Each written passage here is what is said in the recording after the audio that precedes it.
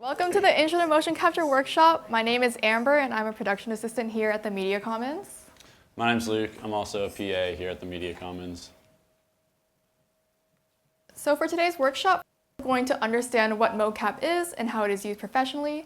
Then we're going to go through the steps to learn the tools for what you're going to use for a successful motion capture session at the Media Commons. We're going to calibrate the room, create a skeleton, record a take, and finally learn how to export. So what is motion capture? You guys have any ideas, or if you know what it is already, any places in the wild that you've seen motion capture being used? You guys can just shout it out. Not anyone recognize this? Yeah. Right. Video games, we see it in video games a lot. We see it in anywhere else we see it in the industry. The new Planet of the Apes franchise? Yes, Planet of the Apes. We see it in movies, yes. Yeah, Monster House. Monster House? Yeah. Nice. Robot?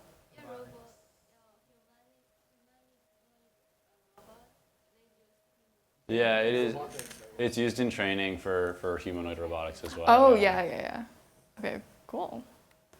So why use motion capture? There's a lot of different advantages and disadvantages for motion capture. First, it's hyper-realistic. We are capturing exact humans, so we get very realistic movements. It's common in high-budget films because you do need a very expensive rig to be able to access a motion capture technology. It's quick and efficient. All you do is record someone moving, and you don't need to do frame-by-frame animation if you were to do it by hand. Finally, you get natural facial expressions and body language. It's very fast. For if you have like a face rig, you can capture that face animation super quickly with just one recording. Some disadvantages include this inaccessibility. As I said, it's very expensive. So since we have it here, you guys should use it. It's open for you guys all to use. It can also be too detailed. So if you're looking for something more stylized, or your animation itself is like in the middle of realistic and stylized, it can turn out uncanny. Okay. So I'm going to briefly go over the required tools to run a motion capture session. So things that are already set up are the motion capture cameras around the space. So if you look up, you'll see a bunch of blue rings across all 4 of these rooms. Those are the actual motion capture cameras. We also have the OptiTrack Motive software installed on all of the desktops in this room. Some things that you need to bring to your session is both a hard drive and a friend. Motion capture is typically not something that you're able to run as a solo session if you're also the actor, so you do also need someone to sort of man the computer while you're there. And things you need to check out from us. So a Motive dongle, which we have right here. All of the software is installed on the computers, but we have licenses that you need to check out from us. This is what allows us to have multiple versions of the software that you can use on the same device. So we have a few different kinds. You'll need a calibration wand and ground plane. So this is a calibration wand. We're going to put it together in a second, and that's actually how we sort of tell all of the cameras sort of where they are in space. And then the last thing is a ground plane. Because the calibration wand gives them relative position, this will give them absolute position and sort of set, or sort of what's forward, what's down, what's up.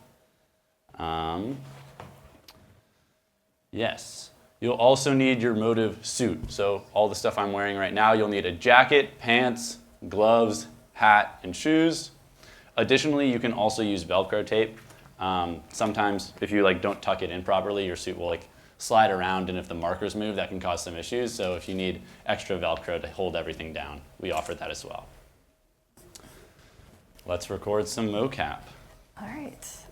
So first, as Luke mentioned, you want to start with plugging in the dongle into the computer. This is a license that lets you use and access the software that we will be using. We have 3 different types of dongles at the Media Commons. This one is a body, it's labeled here, a body unlimited. A body unlimited means that you can record more than 3 actors. If you don't need that, a lot of times you don't. We have a regular body, which lets you record up to 3 actors. And finally, we also have a edit dongle, which is used for only editing. If you've already recorded your stuff and you're just here to trim down your takes, then you would check out an edit dongle. All right. So the first step is to plug it into the computer. We have USB-C to USB-A adapters that we do recommend you use so that you don't break the USB-C type connection. You'd plug it into your computer and then you would open the Motiv software. Right, so what is Motiv? It is the program that we are using to run our session today. You can see on this screen, this is what the Motiv default will look like when you first open it. It helps us record, edit very finitely, and also export our data. So we're going to learn how to navigate Motiv. When you first open Motiv, you'll see this screen. There's a lot of different panels for you to know. Working from the left, you'll see the calibration, also data and builder. Calibration is when we calibrate the room with the wand and the ground plane. Data will show us all of our current takes and all of our current recordings. Right now there is a calibration from earlier already saved on our computer. And then builder is where we will create our skeleton, which we'll go over later. Moving to the center over here, we'll see our actual 3D space. Right now we have cameras that are in the wrong position, which is why we recommend you calibrate every time you start your session. And you can navigate, rotate around using the mouse middle key and right click. On the right side, you'll see devices and assets. Devices is all of the cameras that we're using today. We have 16 cameras. They should correlate to the 16 cameras up here. If you're ever working in 221 or 222, which is on the behind you guys, sometimes the rooms can be connected and you'll have up to 26 cameras. All right, and then in assets, this is where you'll find all the skeletons or rigid bodies you make. We'll go over what that means later on when we actually make those assets, but when you do, they'll show up here. Properties are the properties of your skeleton or your rigid body. And finally, at the bottom down here, you'll see your cameras. These are our camera views. These are all 16 cameras that are being used today, and this is the view that they'll see. Right now they're all black because they're looking in a object type or the infrared sensor. If you ever have any problems and you need to see what the camera is seeing, you can set them to grayscale, and then you can see exactly what the camera is seeing. But make sure you set them back to object when you're done. And at the bottom down here is the final Docker we'll be looking at today. This is for recording. You can tell it's recording because of the red button. When you start your recording, you'll hit the red button and the timer will start. You can rename your take here, and if you toggle from live to edit, go to edit. This is where we can edit our takes, so you can see like the recording in loop and then the frame number at the bottom over here. Okay. Oh, one last thing to note. The top right-hand corner, if you're ever confused about where anything is, there's default layouts that you can go to. Calibrate layout lets you calibrate the cameras. We have the builder layout, lets you build your skeleton or your rigid body. Capture layout to record, and finally edit layout to edit your takes. And these are the timeline where your frames would show up. So we're gonna start with calibration. So I'm gonna go to my calibrate layout at the top, and then we're gonna build our wand. Okay. Oops. So. Okay. All right. So there's 2 steps for our calibration. First, we're going to use the calibration wand. As Luke mentioned earlier, it's for letting the cameras know their relative position in space. And it has 2 pieces, one of the stick and then the actual markers. These markers are at a very specific set apart from each other, and that's what the computer is searching for. If these are ever moved, then you would get poor calibration. Okay.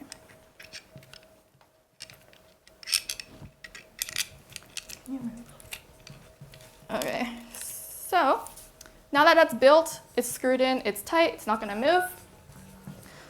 I'm going to, can you move that? Yes. Hit new calibration. So a new Docker shows up. It's got a lot of errors, as you can see. This is called the masking Docker. Here we are letting the cameras know what to pick up and what not to pick up. I mentioned earlier the cameras are looking for these 3 specific markers, but it can also pick up other random things, right? If we have like any open markers in space, like the ground plane or a bag of markers, they need to be covered and out of the space. The cameras are using infrared sensors to pick up reflected light. These markers are very good at reflecting light, but what else is really good at reflecting light? Metal, jewelry, any type of shiny thing that you may have on your person, like glasses. So a good way to tell the cameras to ignore these while you're calibrating is to use a mask. So first, You're fine. You can give me one, yeah. First, I'm going to remove this from the space because we don't want to mask this out.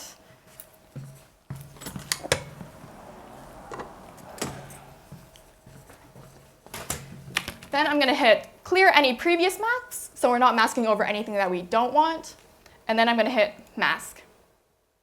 And all the errors disappeared. So what did this actually do? If we look at our cameras here, red dots have shown up. Any of the red dots is something that we have masked out. So if I go to grayscale, you can see this pipe, super shiny, super bright, it's getting picked up by the camera. When we masked it out, it's red now. So we're telling the computer to not, to be ignoring these specific parts of the camera. Masking is only for things that aren't moving. So if you have something that is moving, like jewelry on a person, the masking won't be as effective. Okay, so I'm going to hit continue, and then I'm going to hit start wanding. Oh, I have a camera selected. Start wanding. Next slide. What? Oh, yeah. Okay, so now you can see the cameras are picking up the 3 markers. All of the different cameras have different orientations, right? And you can see when I move my wand, it's moving in different ways depending on where the camera is facing. So a good way to make sure you have a good calibration is to use big figure 8 motions, walk across your entire space that you're using. You want to make sure every camera picks up your wand.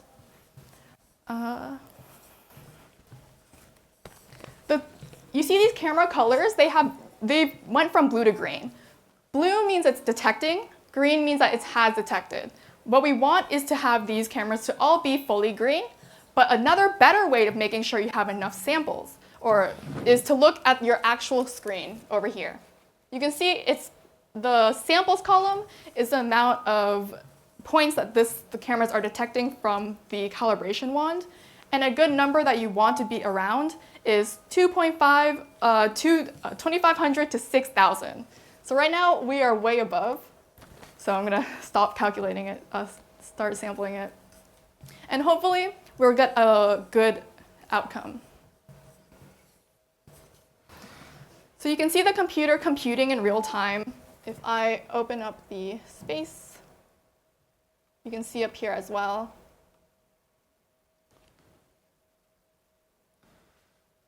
So this blue curve that you're seeing is all those different colored curves were the view of the markers from a specific 2D angle. That's the reconstructed 3D path that the wand took during the wanding practice.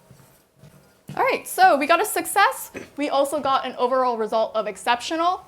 If you get anything below exceptional, like a poor, we do recommend you recalibrate the room again.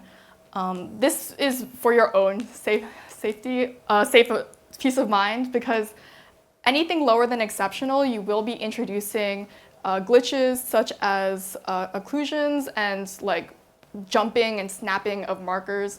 And that has to be, if it's not resolved in calibration, it will be resolved in post-processing, which is even more of a painstaking process. So I hit continue. Okay, so you can see our cameras are kind of in the right place, right? They're all in a rectangle, but they're facing the wrong direction. So as Luke mentioned earlier, we've set the relative, now we have to set the absolute. And by setting the absolute position is through the ground plane. So this is the ground plane. It is 2 axes, right? One of them is longer than the other. The longer one is your z-axis. In Motiv, the z-axis is your front and the back. So wherever you want your front to be, the longer side will be facing it. For today, we're going to do it facing you guys. If you want to record this way, you would face the z-axis this way, right? All right, so you can see in the space, it's detecting the markers. It's detecting the markers, but it's sideways, right? Because our cameras are sideways. And to make it stay upright, we'll hit set ground plane. And now our cameras are all set to the right orientation. And that's calibration. Sweet. Time to start building. All right. So the builder window, which I'll set over here, this is where you can actually start creating your assets for motion capture. So there's a few different things that you can make in a motion capture session. Most commonly, you guys will be making a skeleton, which is what I will eventually become. But other things that you can create are rigid bodies. So skeletons are things that move and bend and are things that you can use for like animating like a character. A rigid body is for tracking like a solid object. And you can do this in Motive pretty much the same way by just kind of creating an object. If you tape a bunch of little markers to it, you can track something in 3D space, but this won't ever bend. This is just a singular XYZ roll, tilt, yaw, like 6DOF coordinate, whereas like a skeleton has a bunch of different joints that it's using, but a rigid body is only one point that you're using. Sweet. So we're going to be creating a skeleton. There's a bunch of different kinds of skeletons. You can choose what object you're creating under the first panel. You can either choose skeleton, rigid body, other things like HMDs if you want to do more advanced VR stuff. But we're going to be creating a skeleton. There's many different kinds of skeletons as well. So we're going to be creating the baseline 41, which is a more limited number of markers. And it gives you really great data. If you're looking for something like maybe more precise, you can do baseline 50. There are other options for like biomechanics that are like a bunch of markers all on your legs if you're trying to measure data there. For most applications, baseline 41 is good. So we're going to get started with that. As you can see on the left, there's a bunch of little dots all over the skeleton's body. That's where I need to place these. These are little Velcro markers. So they have this like X base. If I stick them on my body, they stay there. And so actually, let me take this off. There's two colors that you guys are going to see. You're going to see white and pink. White means that they are symmetrical, and pink means that they're not. And so this is really important that you get those pink ones right, because it's what allows the Motive to sort of understand where certain things are facing. So if you notice, there's only one on the right side of my head. That's what allows the system to know that I'm facing forward and not like snap my neck around. You look also on the legs, there's something similar there, where the ones over my right knee, above and below my right knee, are a lot closer to my knee than the ones that I'm putting on my left knee. This is what allows it to sort of understand right and left, otherwise it would like flip my legs backwards. Another really important thing is your joints. So the way that it reconstructs legs is it needs at least 3 points in order to create a bone. Each of those bones are typically linked between two of your joints. Make sure that when you're placing it on a joint, you really want to get it right where that joint rotates. For those in the back, I'll also show this when I'm doing my elbows, because it's kind of hard for you guys to see my knees. Yeah.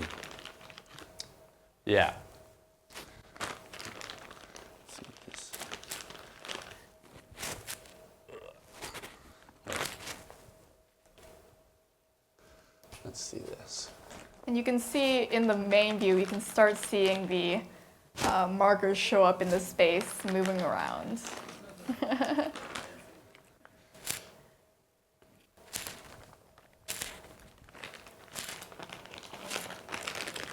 This takes Extra. Also, if you're a little confused on like why certain things are placed the way they are, a lot of it is based on like real human anatomy. So if you can sort of think about like where your traps are or like where your scapular rotators are, like those on your back, if you want to sort of place it sort of where you can feel your, like those like sort of like wing things on your back bending, I feel like those are the hardest ones to place properly. I like to think about that. If I move my shoulder around, where do I feel my back moving? Should be close to all of them. Yes. I gotta do feet and hands. Again, this is another reason why it's really helpful to have a partner with you when you're doing this, especially if you like can't reach those ones on your back. Can you get the one? Did I get the one up here? No. Okay, sweet. Thank you. Awesome. And then if you're ever like setting up and you're like, I'm just shy a few markers, they're probably on your feet. There are a lot of markers that you need to put on your feet. Another one of those important ones to make sure you get right is your ankle. So you really wanted this one on the side. If I feel that like ball bone sticking out of your ankle, get it right on top of there. And what am I at right now? You're at 37. Good. No. Wait. You need some on your hands. I'm missing one on my feet, like I literally just told you guys. Sweet. All right. And now there might be a few extra. We try and give out 50 in case you want to do that baseline 50 skeleton model, but we only need 41 for this. So you guys over here, you can't really see this. I have my hoodie over here, and I'm hiding anything reflective under my hoodie. You can either do that or just like put it outside, but it's important that you don't have like extra markers anywhere nearby. So we have 41. Yes. We should change the slides. Oh. Not yet. Okay, now we're gonna actually build the skeleton. So I'm gonna hit a T-pose. This is common for games mostly, but there are other poses you can make. You can also make an A pose. The difference between these two, they're very, very similar. The difference is depending on the mesh that you're using and how much you want it to deform. If you're going with a T-pose, it means that your shoulder is sort of in the middle of the total range of motion, which means that if you're going for like a video game with like wild movements, that's probably better, so that way your mesh doesn't deform too much on those like extremes. If you're doing something like virtual production for filmmaking, in real life, most people don't have their hands above their head that often, so you might add more topology on the tops of the shoulders, and you can keep your hands down here, because realistically, in everyday life, we only move our hands around here. So depending on what you want to do, you can choose between an A pose and a T pose. For this one, we're going to start with a T pose. And make sure you set T-pose in the builder. And I'm going to rename our skeleton to Luke and hit create. Whoa. Yeah, so this is all tracking in real time. This is sort of like a real-time view of everything that's going on. Let's go over to our builder window. Yeah. So on the right, you have your assets panel, and that's what sort of lets you see like your different skeletons and stuff. There's also properties on the bottom. This is what lets you, if you have like multiple people in your scene, you can like set all their names, you can give them different colors, so it's like easy to differentiate later. There's different versions of the model that you can see. There's like a male avatar, female avatar, and then like a crash dummy as well. So this is closer to what's actually happening underneath. It's not recreating a full human skeleton with like all of your vertebrae. It's created as like that many sort of bones in my back. So this is closer if you want to really understand what's happening under the hood. All of these work. Nice. Time to start capturing. Nice. So our skeleton is made. All we need to do is actually record our take. There's a little bit of setup to do before you record your take though, so let's get out of the builder view and go to our capture layout. Here you can see all of our data that we would save. And then in our recording down here, we're gonna do a take. Good practice is to first make a new session with this add plus folder. I'm gonna name this session Intro to Motion Capture Workshop. And then the date is already there. Cool, and now all our takes are gonna show up in this same folder. Remember that these computers are shared with everyone, so if you don't save your data in the right place, it can get lost very easily. Another note is to bring a USB drive or a hard drive so that you can save it there as well, so you can take your data home and you don't get it lost when the computer's reset. Okay, so we made our folder. We're gonna rename our take now. We're gonna name it take, the date, and then I'm gonna name it the date, the actor, who is Luke, and then whatever action he's gonna do. So Luke, What are you going to do? Do we have any action suggestions? Otherwise, I've been practicing my moonwalk, so that'll be the backup unless you guys give me some suggestions. It's a rough moonwalk, guys. Do you really want to see it? I don't know. You do want to see it. No, we're not doing a backflip. But if you do have experience with gymnastics, we have a tumbling pad. So we didn't bring it out today, but we do actually have like a small little crash pad. Not a legit one, so don't fall too hard. But it is, we do have like a crash pad that you can rent for your motion capture sessions. All right. I won't be doing a backflip today, though. He's going to do a moonwalk. Oh, yes. Okay, so we named it the take, the date, the skeleton, which is Luke, moonwalk, which is the action, and then finally I'm going to put 001 because this is going to be our first take. Sometimes you're going to have to do multiple takes to get the perfect animation, right? And Motive will automatically iterate the number once you start recording. Okay, so we have everything set up, our folders are all set up. We're going to start our recording. So Luke is going to T-pose at the beginning and the end of his recording. He's T-posed, he's ready. I'm going to hit record, recording. Okay. Get ready, y'all.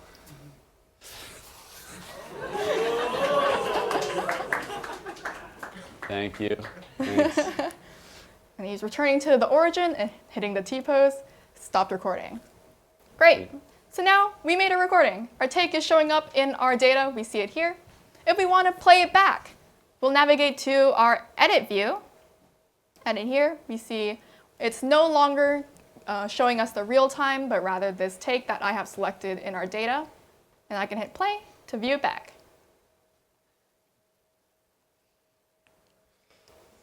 Wow, Yeah, amazing. that's pretty good. Beautiful. Sweet. Cool. And if you ever need to edit the data more, you can always go to your edit, and it'll show you all of the points that you can edit. Those points will show up. There's one more step that we'll do before exporting called solving, and that's when you'll get to see all these like crazy curves in this, and that's when you actually, so right now, the data that Motive has is just a crazy array of XYZ values that mean nothing. Solving it is one of those final steps we're going to get to in a second, and that's when we'll be able to go back and edit, because that's what turns it into animation data. Right. So to export, Wait one sec, quick question. Why do you need to do T-pose at the end of the take again? Great question. So it's primarily for working with the information later. So in our workshop that's coming up next week, which is on post-production, we'll show you how to actually like take that, apply it to like an avatar and stuff. And so in softwares like Motion Builder, if you're working with an avatar that maybe isn't a perfect match to like your human shape, using a T-pose makes it really easy to like, if you're like your avatar is like weirdly long arms and you need to like remap the animation, it's a lot easier to do that from a T-pose than from like halfway through a moonwalk. Yeah. Yeah, of course. okay, so as Luke said, right now all we have is coordinates in space. We need to let the FBX. Hi, can we get some assistance at the front desk? We need to let the FBX export know that we are actually exporting a skeleton, right? So you can see in our preview here that there are lines that are connecting the markers. And these lines are kind of the bones of our skeleton that Motive is previewing for us. And when we solve our data, it'll bake these bones into the FBX. So to do that, I'm going to click on the take that we want. I'm going to right click and then go down to solve all assets. I hit solve all assets and a blue dot showed up. That means everything is solved. We're ready to export. The data itself knows that this is a skeleton and not just random points in space. Once we've solved, we're going to right click it again and then export tracking data. For our export, we're going to export it to somewhere readable that we know and understand. In your case, it would be in your flash drive. For us, we're going to do in the desktop. For the file type, we're going to export it as an FBX binary. You can export it as FBX ASCII. It will be readable to you, but it'll also be a larger file. So if you're working in something much more heavier, we recommend FBX binary for compression. Right. And then we would hit export. And then wait for it to export. And then it should show up in your desk and wherever you saved it. In our case, it's here as a take. One good thing to note when you're making recordings is to keep your recordings shorter. If you're doing, like for games and you're recording one movement, keep that one movement in one recording. Don't have like a whole cutscene in one take because that adds extra work for you, both in post-production and also it's harder for you to retarget onto your model. Longer takes. Also, as great as this system is, motion capture can be a very finicky technology. So the longer your take is, the more time it has to go wrong. So shorter takes makes it a lot easier to work with later. You have to deal with a lot less errors. Yes. Quick little thing, like I was saying, it's a kind of finicky technology. There's a lot of issues you might run into. One of the main ones, let's see if I can actually get it to happen. If I walk out of the stage and I come back in, it'll recognize the points as me. Let's see if we got anything up. Are my hands? No. Oh, they're good actually. Oftentimes your hands will flip or your neck will snap. These are things that happen in motion capture. Oftentimes if you like step out on the scene. This is much more common if you have multiple actors and you both step out and you both come back, is it's trying to figure out who's who.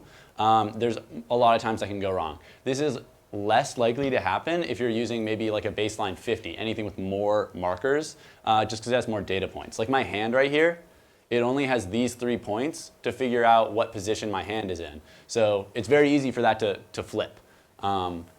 So yeah, some of the common fixes for that, one, try and stay in like the recording area the whole time if you can. If you need to step out, that's totally fine. Just try and come back in maybe like close to a T-pose, so it's very easy for it to come back in. If you come back in some like weird contorted pose, it might think that this right here is maybe the joint for my elbow, and it'll like twist my arm around. So come back in a way that's easy for the computer to understand what you're doing. Yeah. Oh, this is the big one. Don't take off the accessories. So often, like, it can get hot when you're wearing this skin-tight black suit. Don't take off the hat and don't take off your gloves. When you put it back on, if the points aren't in the same spot, if they're like maybe like slightly shifted to the side, that's the biggest cause for those flips. So the whole time that you're recording, stay in the suit. You can take it off when you're done. Next steps. What can you do with your motion capture data? So what we just did, we exported as an FBX. This is very easy to bring back in and use as an animation asset later. There's other things you can do with motion capture. So right now we're doing like a record, save, use later. You can also live stream this into something like Unreal Engine using a software called LiveLink. Yeah, any other? We'll touch on it in a bit. Yeah. Yeah, we mentioned retargeting onto different models as well. So important things for before you begin a session. We've mentioned this before. Bring a hard drive to save your data. That's one of the biggest ones. If you've taken our safety training, you know our computers wipe every Sunday. So if you record a take, save it to the desktop, and you're like, oh, I'll just come get it next week, it's gone. You won't be able to use it. So make sure you bring a hard drive and save everything. And also bring a friend. If you have long hair, bring hair ties. And when you're like putting on like the cap, highly recommend putting your hair into like a bun, especially because of this marker right here. If you have a long ponytail, this marker will often get covered by your hair. And so a lot of the glitches that you see in motion capture data is when a marker is occluded or covered up. So make sure that if you have long hair, that you're not covering any of your markers. Yeah. Cool. So some upcoming events for us at the Media Commons is first we have the post-production workshop happening next week. This is going to go over what you're going to do with your export. We're going to bring it into Motion Builder, clean up the data, and make it ready for projects that you can use outside of just having motion capture data. We also have the Advanced Motion Capture Workshop in November. This is where you'll learn how to do finger tracking. If you noticed for the keen eye today, we don't have any markers on his fingers. His fingers are just pancakes. They just flop around. In the advanced motion capture workshop, we're going to learn how to do finger tracking, face tracking as well with the face rig, and a virtual camera. It'll also go over how to stream real-time your motion capture data into Unreal Engine if you ever want to do a virtual production that way.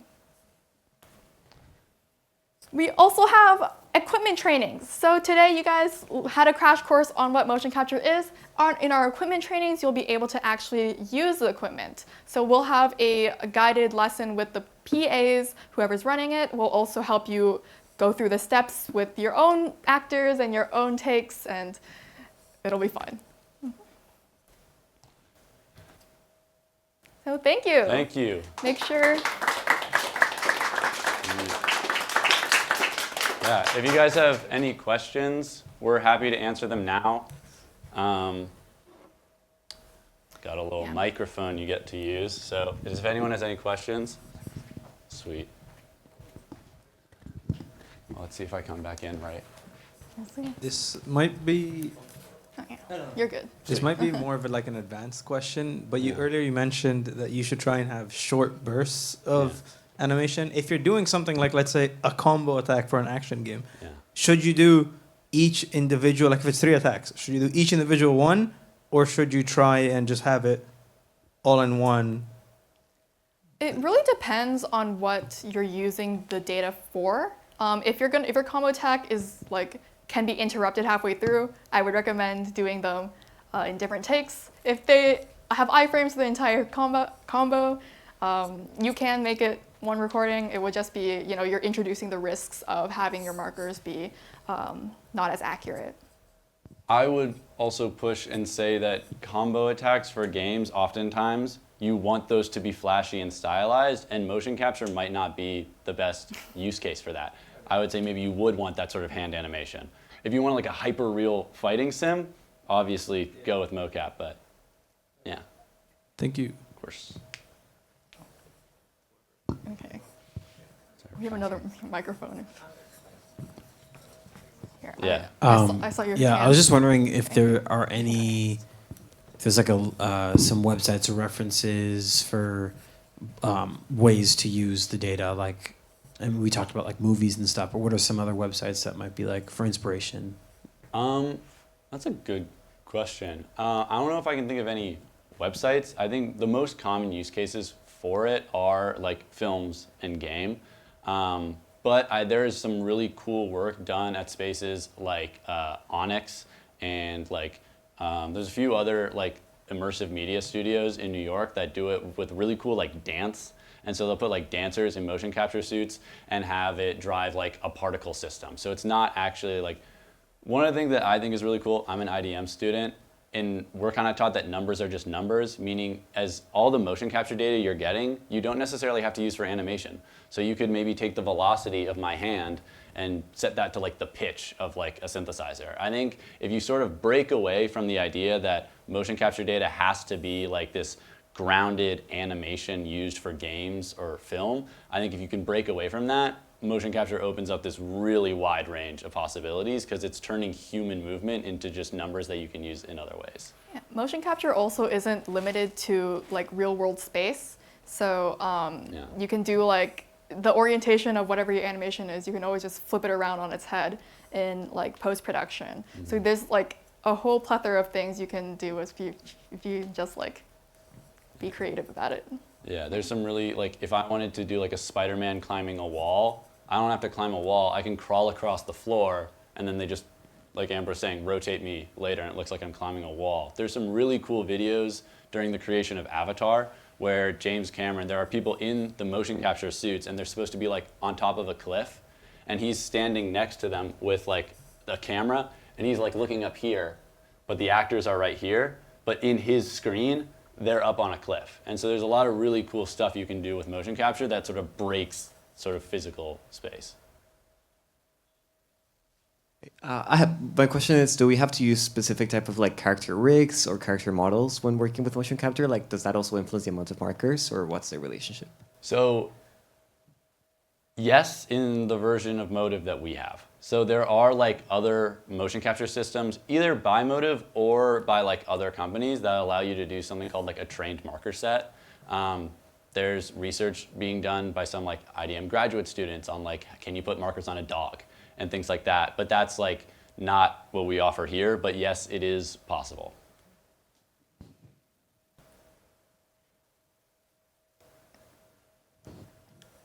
Any other questions, you guys? Yeah. So I Wait, guess sorry, right behind you. Okay, you can go first. okay. Just also on the like short take things, does that how does the kind of gameplay affect that? Because I'm thinking about like in the context of like if we're in like an action sequence versus if we're in like a narrative sequence. Like I'm thinking about games like The Last of Us, where I'm like, they did use long takes. Was that bad? Like why did they do that then? I mean, for these like long narrative sequences with the camera in the space that follows, like in a more cinematic way, the takes tend to be longer, right? Because you have unbroken actions. But there's also ways to stitch together takes to make them seamless in whatever engine you're using. So it really depends on what you prefer to work in. As well as, like, as I mentioned earlier, introducing risks, risk and reward with what you have, right? Working in one take, having those markers not being accurate versus working in multiple takes, having to do more post-processing, but also having more accuracy with what your takes are giving you. Yeah, I think a lot of that does come with just like practice and sort of finding that happy medium, because like Amber was saying, it is sort of a balance of how much post work do you want to do. Do you want your post work to be stitching together multiple good takes, which will take a while, or do you want to have one long take with a bunch of hand flips that you have to? So in like the post lab or the post production workshop, we'll go into more detail on it, but there's ways where oftentimes if a marker is occluded for a short bit, the system will like guess where it is, and it might not be right. And so you kind of have to go in by hand and like correct certain things. And so it's like, would you rather spend more time correcting one longer take or stitching a bunch of short, better ones? It's sort of your use case, and then depending on your experience, like what you just prefer doing. Yes. Yeah, I was just wondering about, so the workshops you're doing in the future, will they only be running once? And if you miss it, is there like a... We run our workshops once a semester. There will be recordings shared through our YouTube channel, as well as these PowerPoints are shared after the workshops are done. You can always sign up for the equipment trainings, which is an even shorter crash course of what we go through today, as well as giving you hands-on experience to actually work with the equipment. Other things, if you ever like want a bit more information on this, like we'll share all our slides with you. You can watch back on the video. The Media Commons website has a ton of written out documentation that us PAs have done over the last like 5 years. So anytime that we're developing something new, like when we figured out live streaming into Motive, or we did a bunch of audio stuff, part of our job is writing out that documentation, which will become available for you guys. So if there's anything we didn't cover in any of the workshops, you can probably find some information on that on our website. Will we be learning how to lav actors in a mocap scenario in one of the future workshops? Like mic recording? Yeah, yeah. Not in like a mocap workshop. Maybe. I don't know. I'm getting. We do go over our mobile audio rack in our PA system workshop, which is happening later in this month, I'm pretty sure.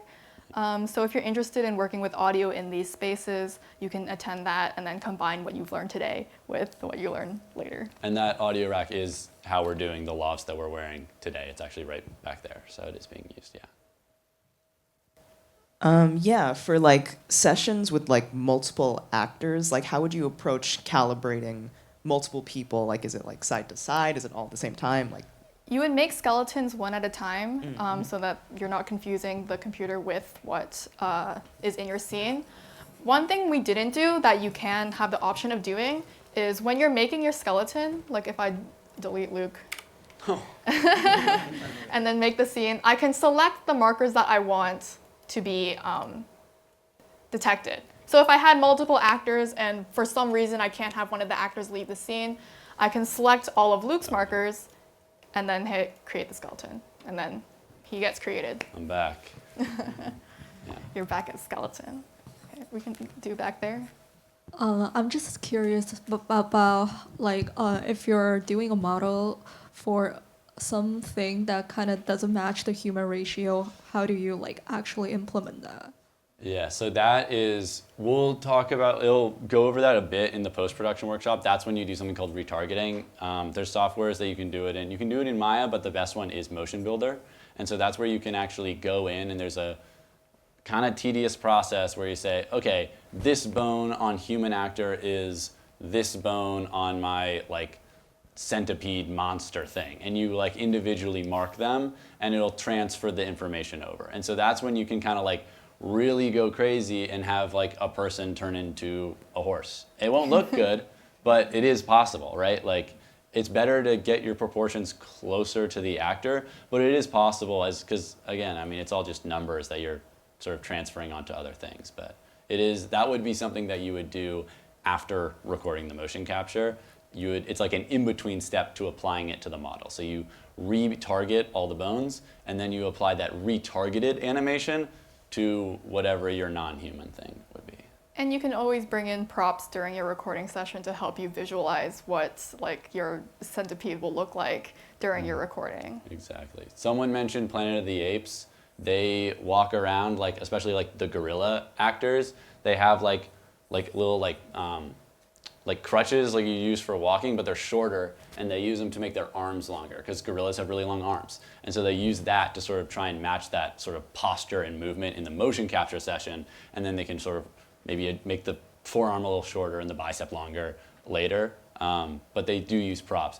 Something that's cool about mocap is it'll only see what you put markers on. So like those sort of like long arm things, if they don't put markers on it, it won't sort of change the animation, but it'll change the way that the actor interacts with the environment. So like if I want to make it look like I'm like double jumping, I could jump, put a box, jump off that box, but the mocap will never see that box. And so it looks like I just jumped twice. So there's different things that you can do to sort of like play with like what the cameras can and cannot see. Yeah. Yes. I think you've basically covered it already, but like you have the sword prop. Do you need to rig up a whole new skeleton for that, or can you just track it in empty space? Great question. We can show you. I was hoping someone would ask this. So this, when we mentioned a rigid body, this isn't a skeleton. It would be a rigid body. But yeah, like you were saying, is you sort of select it. So I'm gonna just sort of set it on the ground right there. Make sure that I think it should have 6 markers. 6 markers? 5 markers. Oh. Honestly, wait. If I hold it like this, up and I want away to from select my it around camera, you. Can you get? Oh, that was 6. Yes. Okay, cool. So we have the rigid body selected. We want to make sure our builder is set to rigid body as well. Markers selected 6. We're going to rename this to the sword. And then I'm going to hit create. Sweet. And so this thing, all those lines are the lines between the markers put on the sword. And now you can see me with my sword. You'll notice there's sort of like I think they're called like gizmos, but like the XYZ thing that's sort of in the middle of this sword. Something that's great that you can do that, like if you're really going to use this for something, you can change where that is on like the system. Oh, you had my finger selected. Okay. So like this is from a VR project I made, and the point of rotation in Unreal I put to like the pommel of the sword because that was a lot easier to work with. And so after I create the rigid body, I can go in and edit it and move that point of rotation down here, rotate it to align properly, because when you first create the rigid body, it'll put it at like the center of mass. Which oftentimes is helpful if you're using like a ball or whatever, but for more like specialized objects, you can go in and change it to however you want to use it later. And you can see that the sword showed up in our assets as something separate from the skeleton, and it has different properties.